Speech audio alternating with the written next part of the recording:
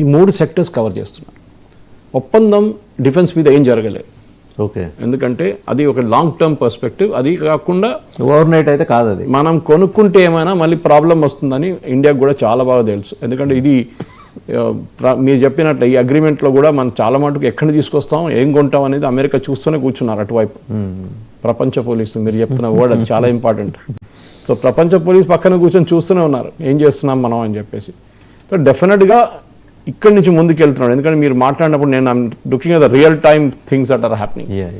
Putin వెళ్ళిన తర్వాత అమెరికాలో కూడా చాలా మటుకు డిస్కషన్ నడుస్తుంది. Have you pushed India over the edge, అంటే మనం ఇండియాని చాలా పుష్ చేసేసాము మనం, దానికోసం రష్యా దగ్గరికి వెళ్ళిపోయారు వాళ్ళని చెప్పి యూఎస్లో కూడా ఒక డిస్కషన్ నడుస్తుంది.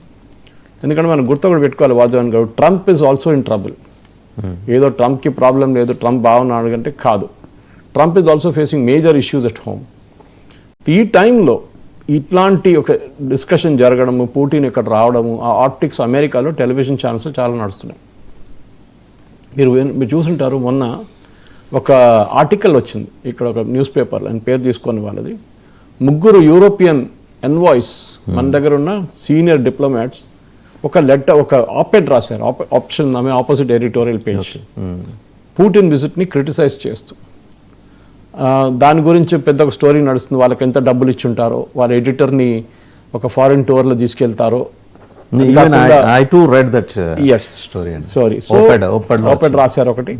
ఎందుకు, why are they interfering in India's affair? రేపు వాళ్ళ దగ్గరికి ఎవరైనా ఇంకో లీడర్ వస్తే వాళ్ళ వైపు వస్తున్నప్పుడు మనం దాని గురించి ఏమైనా చెప్తామా? చెప్పాం కదా, మనం మాట్లాడడం దాని. పైగా బ్యూరోక్రాట్స్కి ఏంటి అవసరం, వాళ్ళకి అంబాసిడర్స్ కమిషనర్స్ వాళ్ళకి. So countering America is a big thing. ఎందుకంటే అమెరికాకి ఏంటంటే మేము చెప్పింది మీరు వినాలి, మీరు వినకపోతే మిమ్మల్ని మేము తాళం ఎక్కడైనా పడేస్తాం.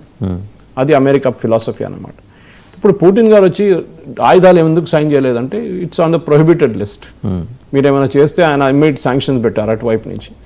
మీరు చెప్పిన ఈ చట్టాన్ని, ఎందుకంటే అమెరికా ఎప్పుడు యూజ్ చేశారు, ఇది మన దగ్గర గుర్తుంటుంది బాజవాన్ గారు, మన పోఖ్రాన్ చేసినప్పుడు కూడా మన మీద శాంక్షన్స్ పెట్టారు. Not just US, even Europe. మన యూరోప్ని ఎప్పుడు మర్చిపోకూడదు, వాళ్ళు దానికన్నా పెద్ద విలన్స్ వాళ్ళు. ఎందుకంటే they are an declining thing Europe, especially NATO. So ఈ పర్టికులర్ చట్టం తీసుకొచ్చినప్పుడు కూడా దీనికన్నా ముందు దీన్ని ఎక్కడ ఉపయోగించారని మనం చూడాల్సింది. ఫస్ట్ ఆఫ్ ఆల్ ఇది రష్యా మీద ఒకటి యూజ్ చేశారు. ఈ మీరు చెప్తున్న countering America's adversaries through sanctions act, క్యాస్టా అని చెప్పి. This was actually passed long back. 2017లో దీన్ని signed into law by then Donald Trump, first term Donald Trump. 2017లో ఈ చట్టం తీసుకొచ్చారు. లెజిస్లేటివ్ హిస్టరీ చెప్తున్నాను మీకు, ఎందుకంటే రష్యా గురించి అనమాట. కానీ 2017లో ఎక్కడ రష్యా యుక్రెయిన్ వార్ నడవట్లేదు కదా. ఈ రష్యా యుక్రెయిన్ వార్ 4 సంవత్సరాల నుంచి టెక్నికలీ మొదలైంది. అగైన్స్ 3 కంట్రీస్ కదా సార్ ఆ రోజు తీసుకొచ్చింది, Iran, Russia and North Korea. ఇరాన్తో వాళ్ళ పాత గొడవ నడుస్తుంది, మీకు తెలిసింది, అది దాంట్లో కొత్తదేం లేదు. So this was signed and particularly ఎందుకు చేశారంటే రష్యాని కౌంటర్ చేయడానికి అంటున్నారు. కానీ రష్యా వార్తో తర్వాత జరిగిందా యుక్రెయిన్, మళ్ళీ ఇరాన్ అంటే మనం అర్థం చేసుకోవచ్చు. There was some issue regarding their nuclear capability, దాని గురించి IAEA డిస్కషన్స్ గురించి అంతా నడిచింది.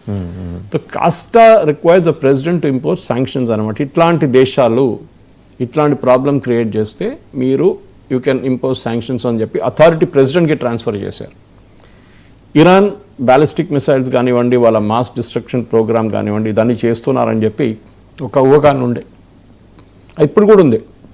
మనం చూసాం. దాని తర్వాత రీసెంట్లీ B-2 బాంబర్స్ యూజ్ చేసి ఇరాన్లో న్యూక్లియర్ ఫెసిలిటీస్ని కొట్టారనమాట.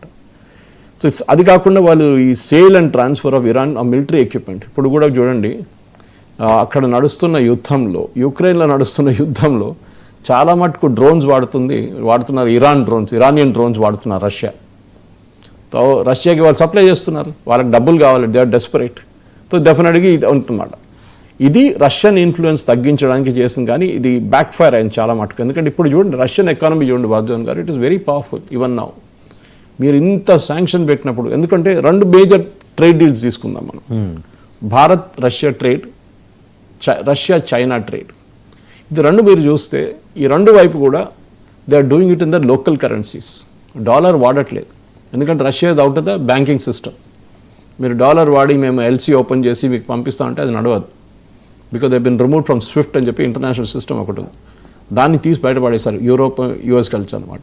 ఇప్పుడు ప్రాబ్లం ఎక్కడ వచ్చిందో, అడ్వాంటేజ్ ఏమొచ్చిందంటే రష్యా మనతో డీల్ చేస్తున్నప్పుడు ఏమంటున్నారు, మీరు రూపీ పేమెంట్ చేయొచ్చు, you can make payment in roubles. So మనం రూబుల్స్ కొనుక్కొని వాళ్ళకి పేమెంట్ చేస్తాం. రూబుల్ ఇది కూడా 1.1 రూపీ 18 పైసే ఉంది కదా sir. So the point is simple. President ట్రంప్కి అన్నిటికంటే పెద్ద భయం ఏంటంటే డాలర్లో, ఇంటర్నేషనల్ ట్రేడ్లో డాలర్ రీప్లేస్ అయిపోతే డాలర్ విలువ పోతుంది.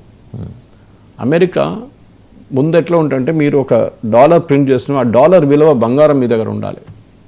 ఇప్పుడు అట్లా లేదు. ఇప్పుడు ఎట్లా అయిపోయిందంటే డాలర్లు ప్రింట్ చేస్తున్నారు వాళ్ళు, వితౌట్ విపరీతంగా ప్రింట్ చేసి ఇంటర్నేషనల్ మార్కెట్స్లో డంప్ చేస్తున్నారు డాలర్ని. $1,00,000 కావాలన్నా తీసుకో, $10,00,000 కావాలన్నా తీసుకో అని చెప్పి అమెరికన్ ట్రేడర్స్కి ఇస్తున్నారు అనమాట. వాళ్ళది ఆయిల్ కానీ, గ్యాస్ కానీ, డిఫెన్స్ కానీ అన్నిటికీ వాడుకుంటున్నారు.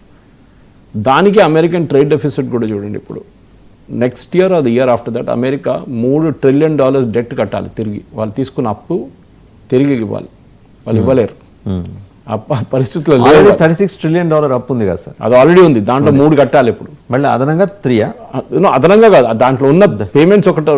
మీరు హౌసింగ్ లోన్ తీసుకున్నప్పుడు చాలా రోజులు మీ మీద ఇంట్రెస్ట్ తీసుకుంటారు వాళ్ళు. ఫస్ట్ సపోజ్ మీరు 20 సంవత్సరాలు లోన్ తీసుకున్నప్పుడు ఫస్ట్ 10 years ఇంట్రెస్ట్ ఎక్కువ ఉంటుంది, ప్రిన్సిపల్ తక్కువ ఉంటుంది.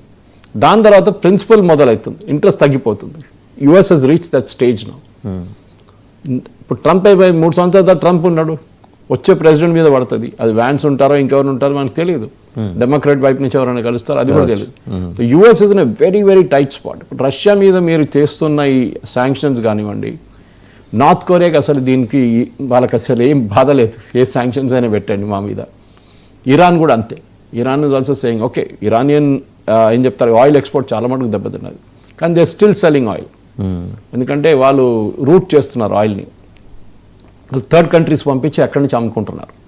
ఇరాన్తో సింపతిగా ఉన్న కంట్రీస్కి అమ్మేసుకుంటున్నారు అనమాట. ఫర్ ఎగ్జాంపుల్ యమన్కి పంపించి యమన్ నుంచి అది రూట్ చేస్తున్నారు అనమాట. ఇది చైనా చేస్తున్న గేమ్, పాత గేమ్ ఇది. చైనా ఏం చేస్తారంటే చైనీస్ ప్రోడక్ట్స్ ఏమైనా బ్యాన్ చేస్తే వియత్నాం నుంచి పంపిస్తారు, థాయిలాండ్ నుంచి పంపిస్తారు. వాళ్ళు స్టాంప్ కొట్టి మేడ్ ఇన్ థాయిలాండ్ అని ఉంటుంది, కానీ తయారు చేసేది మొత్తం చైనా వాళ్ళే ఇదంతా. సో ఈ యాక్ట్ గురించి ఇప్పుడు భారతదేశం మీద మీరు అడిగిన ప్రశ్నకి whether they will bring the same act against India అంటే పాసిబుల్ కాదు. ఎందుకంటే ప్రెసిడెంట్కి వేవర్ ఇవ్వడానికి ఒక అథారిటీ ఉంది, కాంగ్రెస్ కూడా వేవర్ అంటే వాళ్ళ పార్లమెంట్ కూడా వేవర్ ఇవ్వడానికి అథారిటీ ఉంది. అంటే ఈ దేశం మీద మీరు ఇది పట్టక్కర్లేదు, ఇది అప్లై అవుతుంది వాళ్ళ మీద. అంటే మెయిన్లీ ఇప్పుడు టర్కీ ఎగ్జాంపుల్ తీసుకుందాం వాసుదేవన్ గారు. టర్కీ ఏం చేశారంటే చాలా మటుకు వీళ్ళు SU-35 అప్పుడున్న SU-35 కొనుక్కుందాం అన్నారు. సుఖాయ్ దే అగ్రీడ్ S-400 కొనుక్కుందాం అనుకున్నారు, అది కూడా అగ్రిమెంట్ సైన్ చేసుకున్నారు. అప్పుడు యుఎస్ వచ్చి పడ్డారు.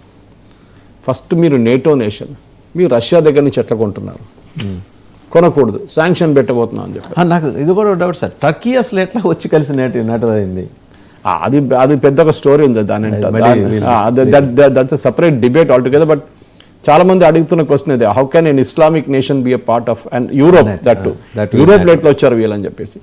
సో యూరోపియన్ యూనియన్, ఎందుకంటే ఇది ఫనీ పార్ట్ ఏంటంటే వాసుదేవన్ గారు ఈ శాంక్షన్స్ ఫస్ట్ టైం పెట్టినప్పుడు 2017లో రష్యా మీద ఫస్ట్ ఎవరు క్రిటిసైజ్ చేశారు మీకు తెలుసా?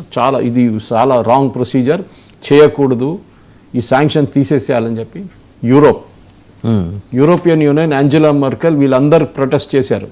ఏంటి, రష్యా మీద శాంక్షన్ పెట్టకూడదంట.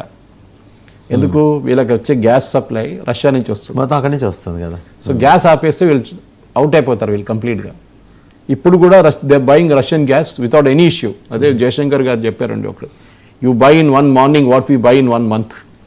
మీరు ఒక రోజులో పొద్దున పూటే మీరు ఎంత గ్యాస్ కొనుక్కుంటారు, మా దగ్గర నుంచి మొత్తం నెల మేము రష్యా దగ్గర నుంచి కొనే ఆయిల్ మీరు ఒక రోజులో కొనుక్కుంటారు, మీరు హాఫ్ డేలో కొనుక్కుంటారు. మళ్ళీ మాకు లెక్చర్ ఇస్తున్నారు, వాళ్ళకి అంత రిక్వైర్మెంట్ ఉంది, మీరు మాకు లెక్చర్ ఇస్తున్నారు రష్యా దగ్గర నుంచి అది కొనుక్కు. మొన్న పుటిన్ గారు వచ్చినా కూడా మీరు చూసుంటారు, ఆయన ప్రెస్ కాన్ఫరెన్స్లో కూడా చెప్పారు, దానికన్నా ముందు ఇండియా టుడే ఇంటర్వ్యూలో చెప్పారు, US buys nuclear material from us. వాళ్ళ పవర్ ప్లాంట్స్కి, న్యూక్లియర్ ప్లాంట్స్కి కావాల్సిన